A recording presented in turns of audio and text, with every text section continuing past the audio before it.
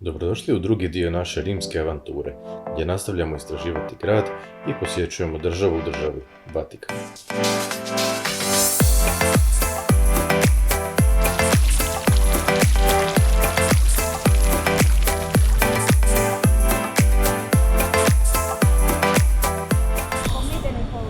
Idemo prema Vatikanskim muzejima. Uzeli smo karte Skip the Line. Mislim da je to dosta bitno i dosta dobro. Tako da mislim da će biti preporuka, ali vidjet ćemo još. U svakom slučaju red je ogroman. Rano je ujutro, oko 9 sati. I vodič nas sada vodi prema ulazu.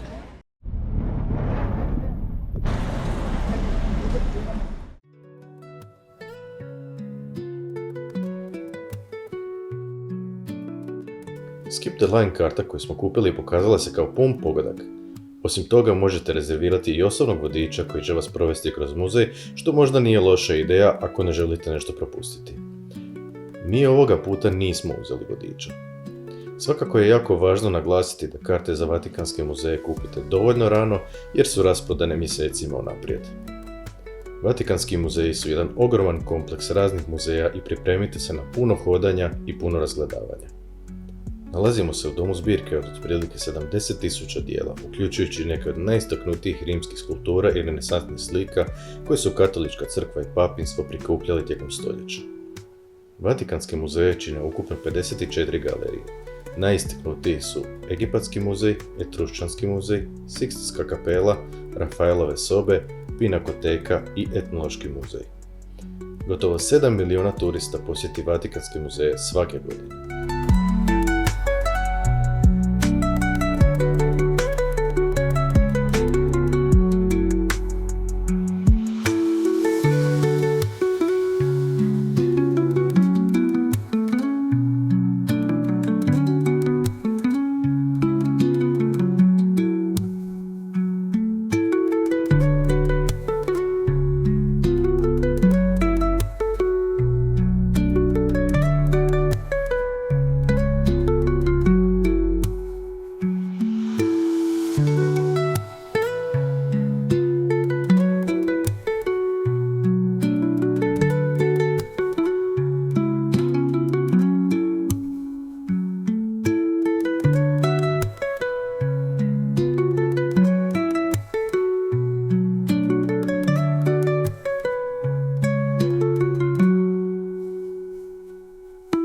Jedna od najpoznatijih antičkih skulptura ikada otkrivenih je mramorna skulptura Laokonta i njegovih sinova.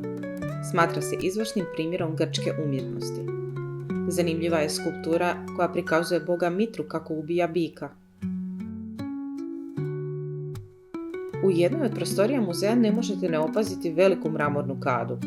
To je kada cara Nerona koju je on osobno dao izraditi tijekom svoje vladavine. Ovaj artefakt trenutno vrijedi $2 milijarde. A izdvojili bismo i skulpturu boga Rijeke, koja potiče iz vremena cara Hadrijana i inspirirana je grčkim prototipom.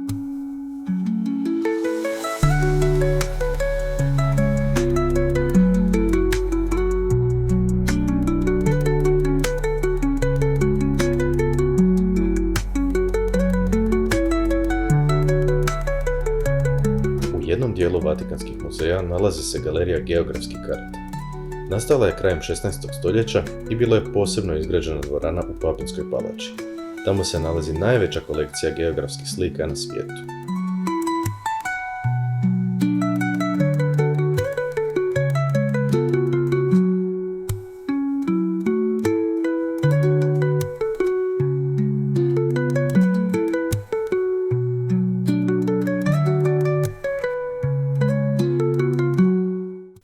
U Rimu smo često jeli pince romane, koje su jednako ukusne kao i pice. Iznimno su lagane zbog dugog procesa fermentacije tijesta.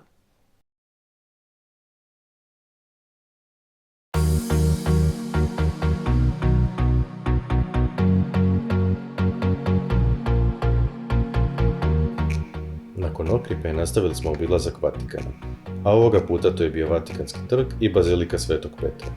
Red za ulazak na trg je bio velik, a trg je bio poluprazan što svjedoči njegove impresivnoj veličini. 2025. godina je za katoličku crkvu jubilejska, stoga smo i dobro prošli jer se u jubilejskim godinama očekuje velik priljev vjernika u Rimu.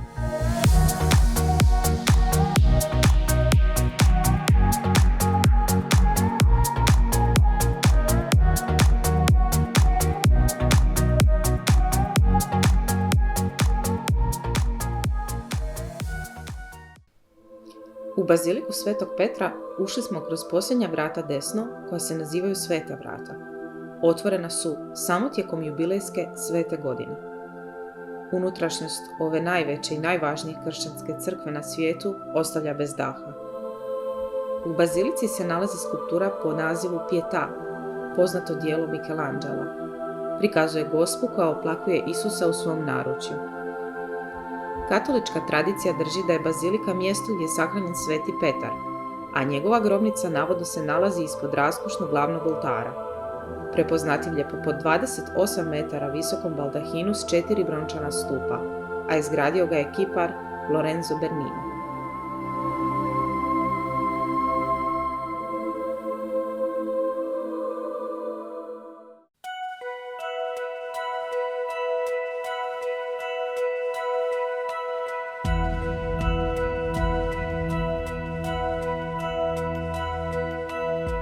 Nakon Vatikana posjetili smo i židovski geto kao jedno od najstarijih rimskih četvrti. Ova četvrt je od osnivanja u 2. stoljeću preživjela mnoge promjene.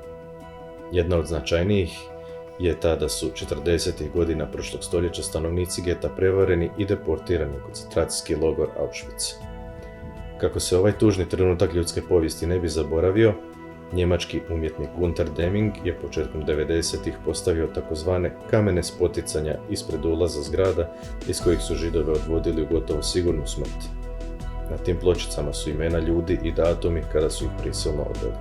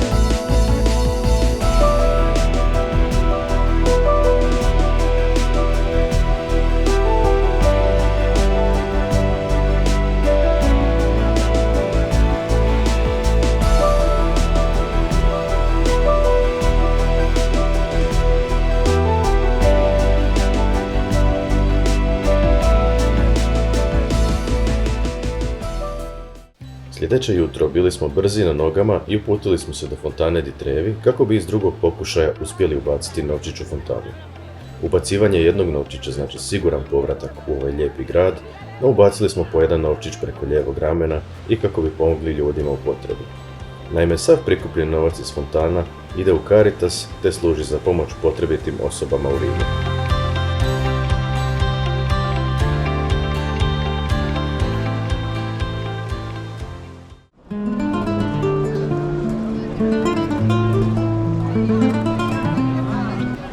I novi kišni dan u Rimu. Danas smo se odlučili posjetiti španjolske stube, odnosno španjolski trg. I poslije toga nam je plan otići na Piazza del Popolo, nešto tako, Popolo. I nakon toga Villa Borghese. Malo nam je kiša, ali nije toliko hladno, pa se držimo. I evo, za početak to je to. Idemo na španjolske stube.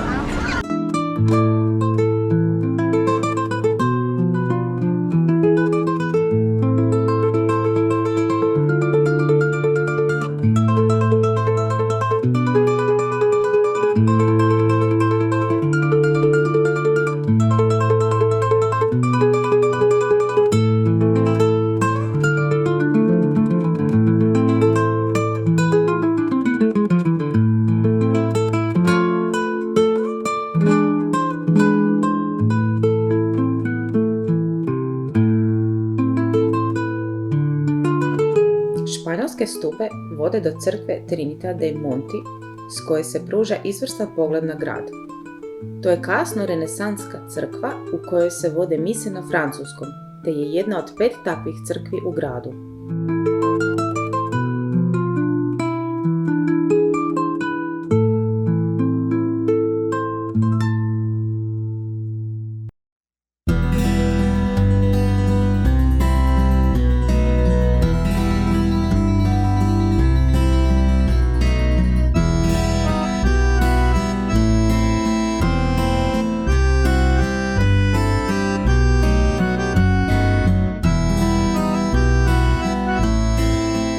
Putem prema našoj sljedećoj destinaciji pronašli smo prekrasan pogled na Narodni trg kojeg Talijani zovu Piazza del Popolo. Jedan od najljepših i najvećih rimskih trgova eliptičnog oblika, poznat je po svom velikom obelisku koji se nalazi na sredini.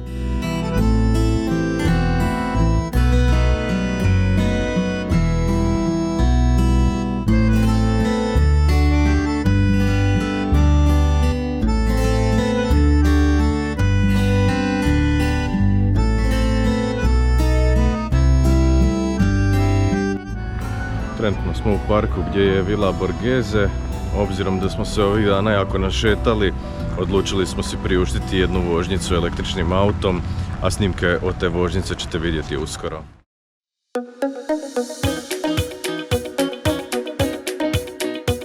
Unutar parka Ville Borghese mogu se vidjeti razne znamenitosti, poput vodenog sata iz 19. stoljeća, mnogobrojne biste talijanskih velikana i sl.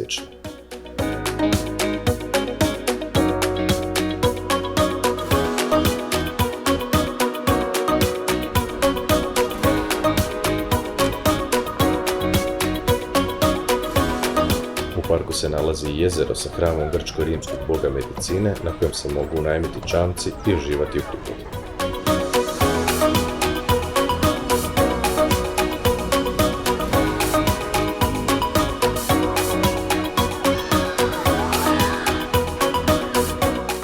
Nakon jezera zaputili smo se dalje i došli do oltara Božici lova Dijane.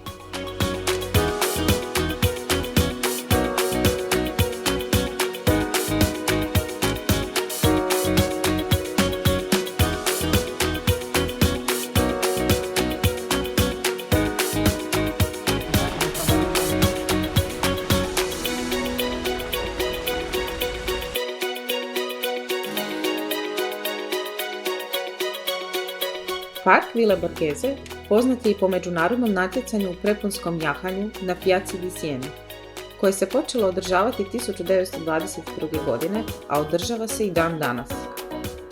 Sve ovo ne bi bilo moguće da nije bilo poznate plemićke obitelji Borghese, koja je početkom 17. stoljeća uredila park u kojem se nalazimo i uživala u svim blagodatima koje im je on pružio.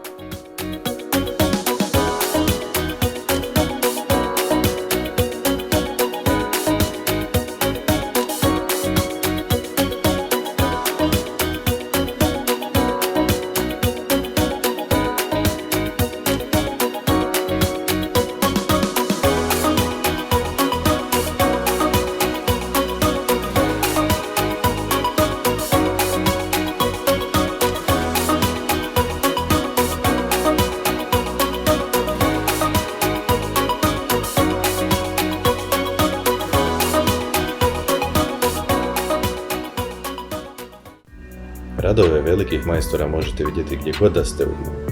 Trg Navona na kojem se nalazimo dizajnirao je Bernini, a isti je zadržao oblik starorimskog hipodroma koji se nalazio na ovome mjestu.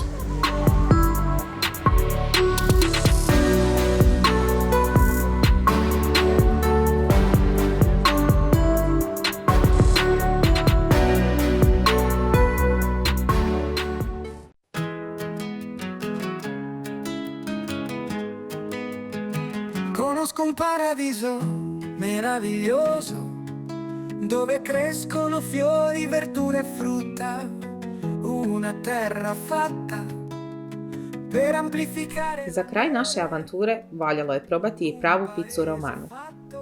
Punih trbuha i doživljaja krenuli smo natrag prema svome domu. Ove rimske avanture sjećat ćemo se vječno. 5 dana u Rimu je dovoljno za istražiti samo ono najvažnije. Rim je grad muzej i nudi još toliko toga što se nije moglo uklopiti u naših 5 dana. Računica je vrlo jednostavna. Rim, vidimo se ponovno. Una terra profumata dove la vita è così bella.